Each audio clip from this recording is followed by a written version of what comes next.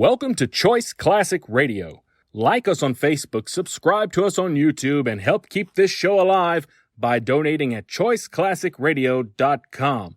For more of your favorite old-time radio shows, join us on our companion podcast, Choice Classic Radio, Mystery, Suspense, Dramas, and Horrors, where we bring to you the most mysterious tales that the golden age of radio had to offer.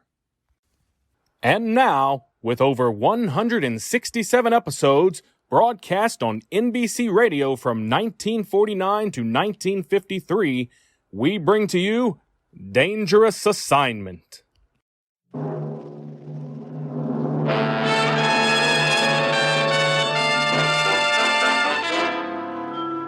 Dangerous Assignment, starring Brian Donlevy as Steve Mitchell.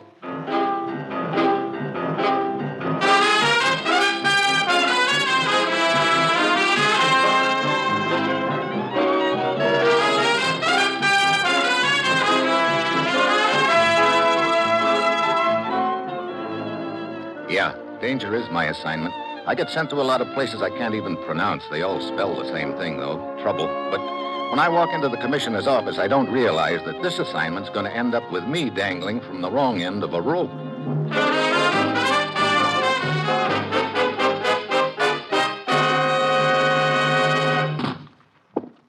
Well, here he is, Commissioner. Thanks, Ruth. Steve, I suppose I pulled you right out of a big deal, as usual. No, it was all very innocent this time, Commissioner. Matter of fact, I was down at the rifle range improving my marksmanship. What? Honest. Alone? Well... From where I stood, it looked like he was closing in on a target for tonight. That's what I thought. I have your plane ticket at my desk when you're ready, Steve. Okay, Ruth. Well, where am I going this time, Commissioner? To Munich. Your plane leaves in 1 hour. You'll be looking for the memory chain. Memory chain? No relation to the daisy chain, is it? I'm afraid not. Good. I'd have a pretty hard time passing myself off as Queen of the May. Seriously, Steve, this is the toughest proposition we've ever been up against. It's a skillfully organized pipeline through which vital information is leaking out of this country to Eastern Europe. I see. There are no documents involved. It's all done by a system of runners. Each runner memorizes the information and passes it on to the next one by word of mouth. And right now, a vital chemical equation is somewhere along that pipeline. Uh-huh. Any idea how far along the chain it is by now? Yes. We caught up with the first runner in Lisbon, but 2 days too late. He'd already passed the message on. We then traced runner number 2 to Paris, but we were 6 hours too late there. Sounds like we're running a poor second all along the line. Yes, and I'm sending you over there to come in first for a change. We now have reason to believe that the next transfer point is Munich. And we have a tip that a woman named Eva Schaefer may be one of the runners. One of our agents is in Munich now, Kurt Allison.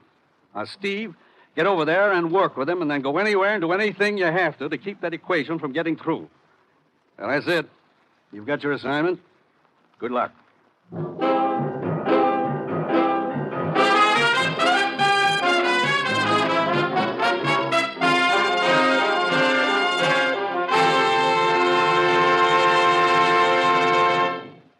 The National Broadcasting Company is presenting Dangerous Assignment, starring Brian Donlevy in the role of Steve Mitchell, colorful, two-fisted government agent. At all those places of the world where danger and intrigue walk hand in hand, there you will find Steve Mitchell on another Dangerous Assignment.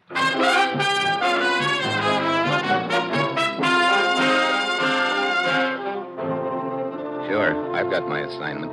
Just a simple matter of running over to Europe and trying to guess who's got a vital secret locked up in their head. This would be a great spot for a mind reader. Well, it's Thursday when my plane lands in Munich.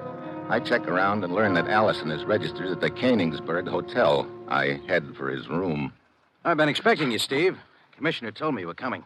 Yeah, how about this Eva Schaefer, Kurt? Any idea where she is? Sure. Right next door. What? Yeah, I spotted her at the depot when she arrived from Paris 6 hours ago. I heard her give a cab driver the name of this hotel, so I broke a few speed laws and got here ahead of her. You had the desk clerk give you this room right next to hers, huh? Yeah. Then I had the clerk stall her down in the lobby long enough for me to slip a couple of microphones in her room. Brother, you work fast. I had to. Oh, here are the earphones. Take a listen. Okay. Anything going on? No. What's she been doing since she got here? Filing her nails, mostly. You know, that sound gets awfully annoying after a while. Hey, wait a minute. Sounds like somebody's knocking on her door. Yeah? The evening paper Fräulein. But I ordered no paper. It is a service of a hotel. Yeah, very well. Danke. Who was it, Steve? Bellboy brought her the paper. Could have been some sort of a signal. Hey, wait a minute. She's leaving. What? Yeah, she just went by our room. Probably heading for the stairs. Wait a minute. Let her get down the hallway. Okay, let's go. Yeah, heading down the stairs into the lobby. I got a car outside if we need it, Steve. Good. Hey, Hey, watch it, Steve. We better go single file. The stairway's getting crowded. Hey, brother, is that all one man coming up at us? Yeah, how about that? I beg your pardon, gentlemen. Sorry to crowd you. Oh, that's okay. If you'll just allow me to squeeze by. Thank you very much, sir. Thank you. Squeeze is the word, all right. Yeah, come on. There she is, sitting in that chair on the other side of the lobby. Let's us sit down here. Oh, okay. She may contact somebody here in the lobby, Steve. Wait, she's getting up. Yeah. Hey, she dropped something on the far side of her chair. Huh? You see? She's picking it up now. Yeah, looks like a pencil. I wonder what... Oh, she stopped at the cigarette counter. Come on. I want to take a look around that chair where she was sitting. There was no one near her, Steve. I know. Here we are. I still want to know what she was doing with a pencil. She must have been holding it in her right hand, on this side of the chair, out of our sight. I get it now. Look. This pipe running up the wall beside the chair. It goes right through the ceiling, probably to the second floor hall above us. Yeah. And there are pencil smudges on the pipe near the floor. Yeah, she could have been tapping that pipe with her pencil, sending a message.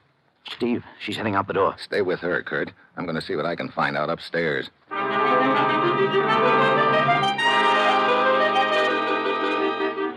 head upstairs, 2 at a time. The second floor hall is dark, but I spot the pipe running up the wall, and then I hear a door close at the far end of the hall. I head in that direction fast, but when I get there, I see it's a door to the back stairway.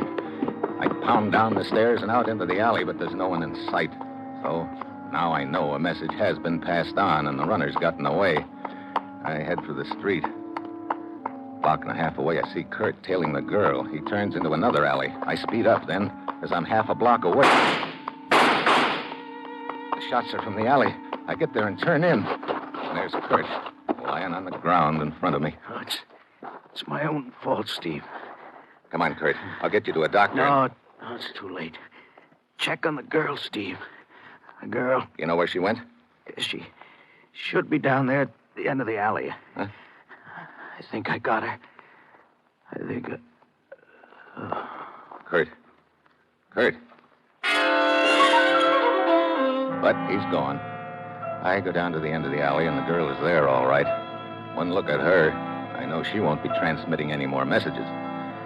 So now we've gotten 3 links to the chain. One in Lisbon, one in Paris, and one here in the alley in Munich. It leaves just one more, the most important one of all, the guy who's carrying the message right now. I head back to the hotel, and the desk clerk. Yeah, Herr Mitchell, what can I do for you? You can tell me if anybody's checked out of the hotel during the last few minutes. Has anybody checked out, he asks. There has been a regular exodus, 4 people. Who were they? And where did they go? 3 of them left for the Bauerbach Inn, Bauerbach Inn. Where's that? east of here, in the Alps near the border. I see. 3 of them. Yeah, Fräulein Kent, a most attractive young woman, I might add. Also, Herr Grippo, and finally, Herr Godel, the stout gentleman. You may have seen him around the hotel here. One cannot help noticing. Wait a minute. He must be the boy who was coming up the stairs when I was coming down. And that message was sent to the second floor, too. Upstairs, downstairs messages. I do not understand. Never mind. I think I do. Okay, thanks. Wait a minute. Yeah? You said 4 people left this hotel, but you only gave me 3 names. What about the 4th? Oh, yeah, I almost forgot. The 4th one was a woman. She left the hotel in quite a hurry. Oh? It was a very close thing. What do you mean? She went to the hospital. And this bird you talk about was not far behind. What bird? The stork. Oh, great. Well, see you later.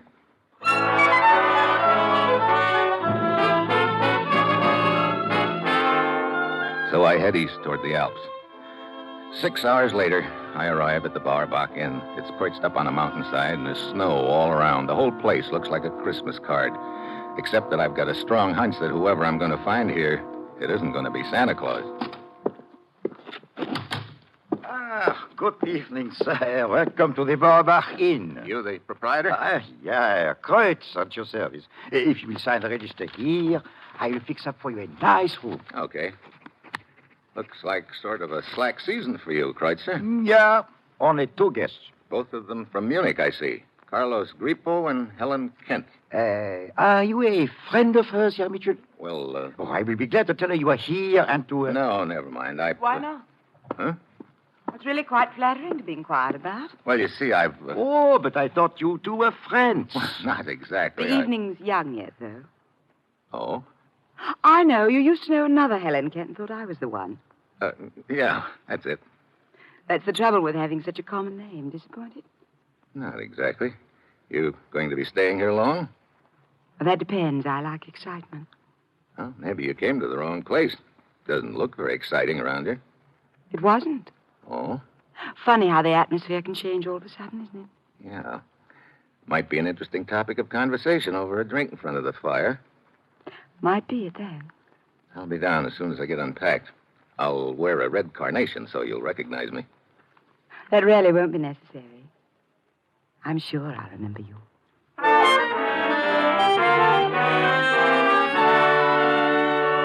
I go up to my room and stretch out on the bed, trying to add up the deal in my mind. At this point, I'm pretty sure that the person I'm after, the last link in the memory chain, is either Helen Kent, Carlos Grippo, or Gordell, the fat boy. But what's worrying me is that Gordell hasn't shown up at the inn. I start downstairs to have that drink with Helen, and then I see I needn't have worried, because waddling up the stairs towards me is a very familiar hulk. Excuse me, sir. If you will allow me to squeeze by you, But wait. I believe I have already squeezed by you earlier today, have I not, on the stairway in Munich? That's right. You've got a good memory. A photographic one. I pride myself on it, sir. Godel is my name. Steve Mitchell. Delighted, sir. I look forward to making your acquaintance properly a little later downstairs under less cramped conditions. Until then, Mr. Mitchell. Until then, Mr. Gordell. Hail, hail, the gang's all here. Steve, Oh, Helen. over here by the fire. Okay, I didn't know you were with somebody. This is a friend of mine, Carlos Grippo. Carlos, Steve Mitchell. Hi. I am honored, Senor Mitchell. Helen, I thought we were to take a walk around. I'm really too tired. Carlos, be a dear and bring us all a drink. Well, look, I can get my own. Well, you don't mind. Do you, Carlos? Of course not, Helen. We'll be back shortly. Looks like your boyfriend isn't too happy about things. Carlos? Oh, he means well, but he's a little boring at times. You've known him long? Not very. He's frightfully rich, I understand. Comes from some part of South America. Seems to have made a hobby lately of following me around. Oh, well, I can think of worse hobbies. You know, I can think of much more interesting things to talk about than Carlos. Yeah, for instance. For instance, us. You on vacation here? No, I'm working. I take pictures for a European feature syndicate. I see. Well, that probably means you do a lot of traveling. Mm-hmm. How about you, Steve? What brings you here? Vacation, mostly. Going to stay long? I don't know. That depends. On what? Whether the atmosphere gets exciting or not? So now we're talking about the atmosphere again? Mm-hmm. Maybe this one could get exciting, Steve. I don't doubt it. Maybe... Fräulein Kent. Well, looks like the atmosphere will have to wait. The innkeeper told me you wished to see me. I'm August, the guide. Oh, yes, August. This is Steve Mitchell. Mitchell? August? I wanted to find out if all the arrangements had been made. Yeah, we leave early in the morning. Good. Leave? Mm-hmm. We're going on a hike. Oh, where to? Oh, look, out the window there. You mean that mountain? Yeah, to the top. Brother, you've got ambition. Well, I think I can probably get some good shots along the way. Like to come, Steve? Me climb that thing? Oh, no, thanks. Well, it might be fun. Fun yet. You break your neck getting to the top, and what do you do when you get there? Oh, then you're on top. Yeah, that's what I thought. You look on the other side, then you come down again. The climb, that is the thing. Not for me, it isn't. Wait a minute. You say you look over on the other side. What's on the other side? Another country. I see. Who all's going on this hike, anyway? Carlos and I, with August here's guide, of course. You know, I just changed my mind. I'd like to come with you. Wonder. What? What? Carlos, you dropped the change. See, it was clumsy of me. I didn't even hear you come up. You were all so busy talking. Oh, what's the matter, Carlos? You disturbed at the thought of my going along on the hike? We shall see, senor. Helen, may I speak with you for a moment? Yes, all right. Maybe later, see you? Maybe. Helen. Coming, Carlos. Well, Herr Mitchell, I suggest you get a full night's sleep. It'll be a hard climb tomorrow. Good evening, Mr. Mitchell. Oh, hello, Gordell. I beg your pardon, sir. Are you the guide? Yeah, I'm August. I've just learned of the proposed climb up the mountain in the morning. I would like very much to accompany the party, if I may. What? You? I don't know, Herr Gordell. A man of your size might find it a little difficult. I think you will find me surprisingly light on my feet. You really must want to get up that mountain bad, Gordell. On the contrary, Mr. Mitchell, I delight in acting upon the slightest whim. The more unpredictable, the better. That's an interesting way of looking at things. I'm quite certain our trip tomorrow will be equally interesting, Mr. Mitchell.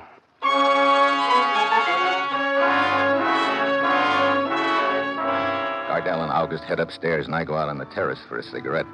The night is dark and cold. I finish my smoke and turn to go inside. Then I hear a sound behind me. I whirl around. Something's flying through the air at me. I hit the deck. Something plunks into the wall over my head. A mountaineer's ice axe, the kind they use in climbing Alps. I scramble to my feet, but whoever chucked the axe is gone. So now the trail is heating up. I'll be climbing up that mountain tomorrow. I've got a strong hunch one of the members of the party will be doing his or her best to make sure that I come back down the mountain the hard way.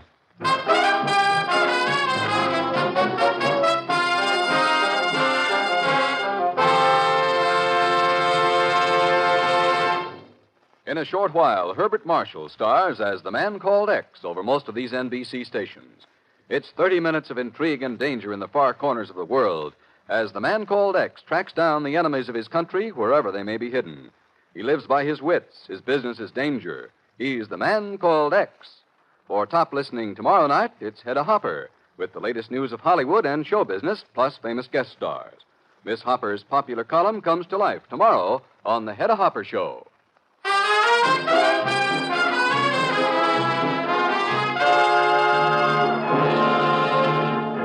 And now, back to Dangerous Assignment and Steve Mitchell.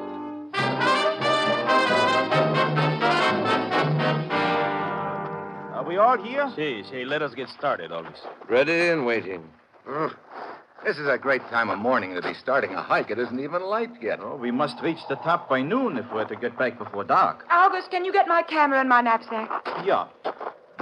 There. Oh, thanks. Now, before we start, let us check the equipment. Mitchell?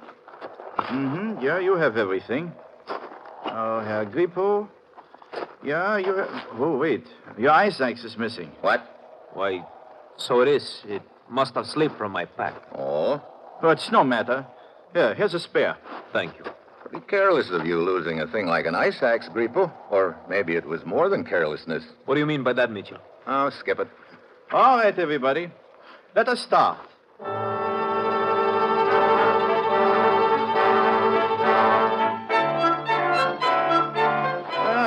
Well, I think we'd better stop here for a rest. I could use a bit of a breather. Yeah, suits me, too. Where are the others? Grippo and Helen, around the bend. Ah, here they come. Now, from now on, we will use the ropes. You been getting many pictures, Helen? No, I've been too busy trying to get my breath. Carlos here. He's an old hand at it, though. Doesn't seem to bother him a bit. Funny, an old hand at mountain climbing should lose his ice axe. You seem quite concerned over its disappearance, Mitchell. I was quite concerned with one last night, Grippo. I was just wondering if it could have been yours. I have not the slightest idea what you're talking about. Of course not. Wait a moment. There's a wonderful shot of the valley below from right over here. I'll just be a moment.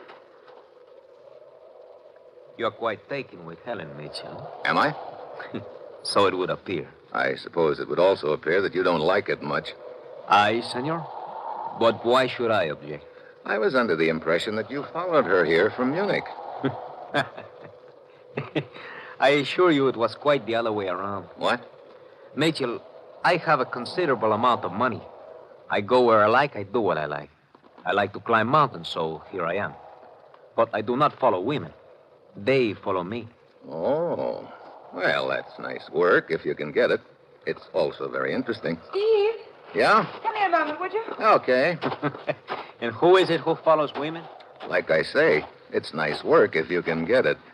Steve, I wonder if you'd stay to me a little while I take this picture. Okay. Just hold on to me a moment. That's it. There. That was quick. Maybe too quick. Well, I could take another. Or why don't I just save the film? Well, Glad you came, Steve. I don't know yet. Maybe you'll find the first part's the most difficult. After that, You're talking about the mountain, of course. Yes, of course.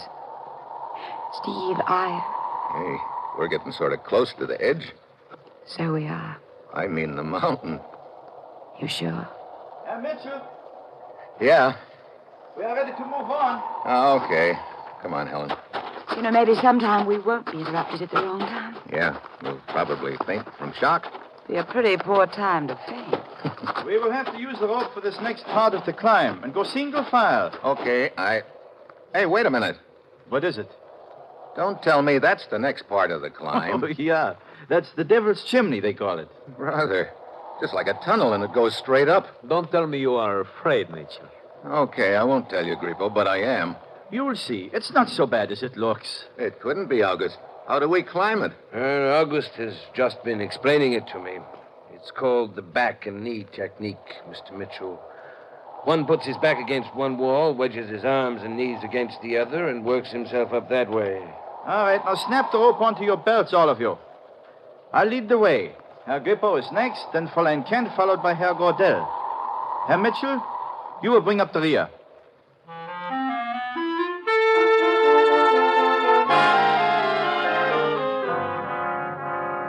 August inches his way carefully up the chimney to the ledge above. Then he signals to Grippo, who wriggles up like a snake. Helen makes it without any trouble. Then Gordell starts squeezing himself up. I wait until he's almost to the top, then I wedge myself in and start. It's slow, tough work. Halfway up. I look up just in time to see Gordell's feet swinging loose and a rock as big as a football coming down at me. I duck my head. The rock grazes my shoulder and hits the bottom. Hey. You all right, Mr. Mitchell? Yeah, but it's not your fault that I am.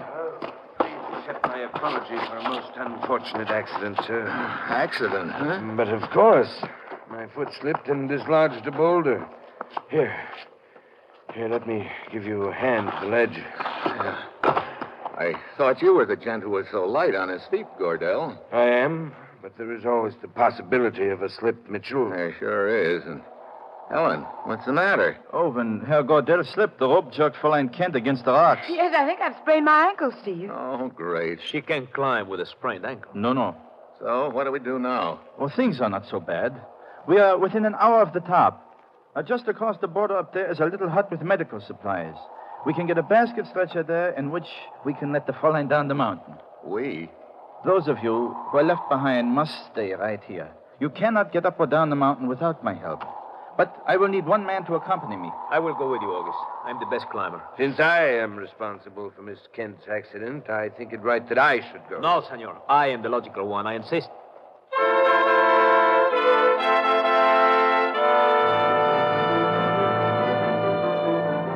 So Grippo and Gordell both want to go with August to the top, to the border. At this point, it looks like one of them is the runner in the memory chain. The question is, which one? I don't know, and that means I've got to prevent either one of them from reaching the border. August said the party which was left behind can't move from the spot without him. That means there's only one guy who should make that climb with August. I'm your boy, August. Yeah, you're the one I'll take, Herr Mitchell. But why? I am a better climber. And the obligation is mine. I say I will go with you, August. Herr Grippo, Herr Gordell, allow me to remind you that I am the guide. And I will take whom I choose. I choose Herr Mitchell. Come. Hurry back, Steve. I hope I don't come back in too much of a hurry. Around this bend, Herr Mitchell. Okay. You're probably wondering why I selected you to accompany me. I'm glad you did, August. Well, to tell the truth, I do not trust either of those men. I don't know why. I just do not trust them. You've got company there. Stop here and fasten the rope to your belt. So, now we must work our way across this open face of rock. It'll be a short climb, but a difficult one. There are enough crevices in the rock for handholds. I will go first. Okay. I'll tell you when to follow. Observe where I place my hands and use the same handholds. Right. All right, come ahead. Oh, brother. This is like crawling across a bare wall. Proceed slowly. Keep your body flat against that rock. Do not look down. Hey, it looks like 1,000 feet straight down. 2,000 feet. Thanks. Hey, look, aren't we doing this the hard way? What do you mean? That little ledge about 15 feet below us. Isn't that the same ledge we were on at the top of the chimney? Yeah, but it would take us too long to reach the top by following the ledge. This is a shortcut. Now, stay where you are a minute. What are you doing now? See that little perch on top of the rock above us? I'll work my way up to it and anchor myself. Then I'll help you up there with the rope. So, there's one spike, now another.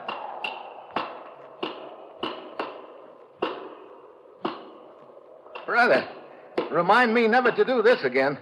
All right, Mitchell. I'm up on top of the perch and I'm well anchored. Okay, I'll get going. Yeah, Mitchell. Indeed you will. Hey, you pulled me loose. So I did. Now you are just dangling in the air at the end of that rope. What? Oh, great. So you're the last link in the memory chain. Yeah. And with you out of the way, I will carry the message to its final destination on the other side of the border. It'll do you no good to try to swing back and forth, Mitchell. You cannot pull me down with you. By leaning back, I can hold you until I choose to cut the rope.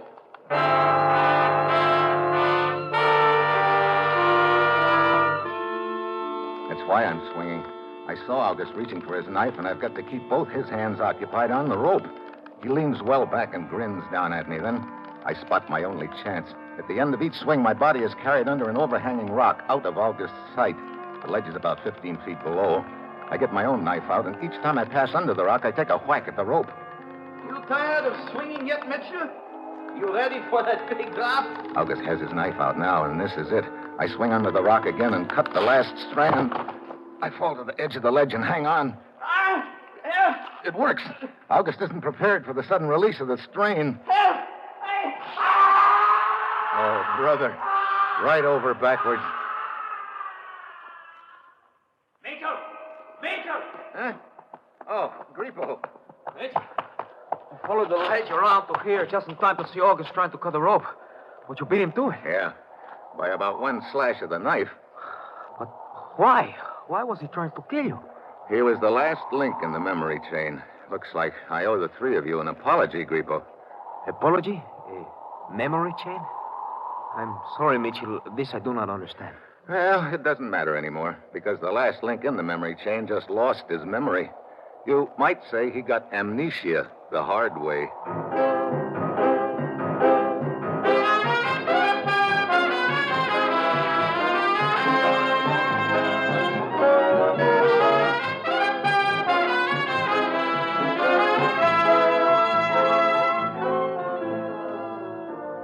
Dangerous Assignment, starring Brian Donlevy as Steve Mitchell, is written by Bob Reif and Adrian Jandot, with music by Robert Armbruster, and is produced and directed by Bill Karn. Be with us again next Saturday when Brian Donlevy, starring in the role of Steve Mitchell, will embark on another dangerous assignment.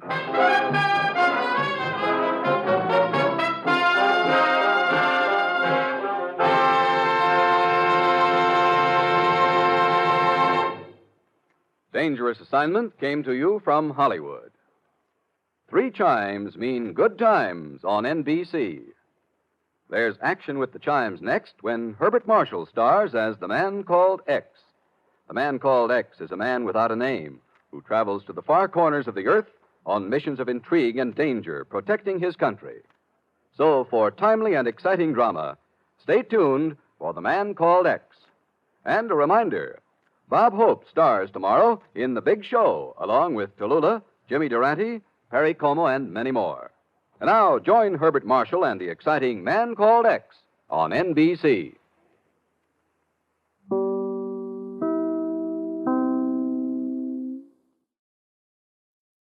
That concludes today's episode.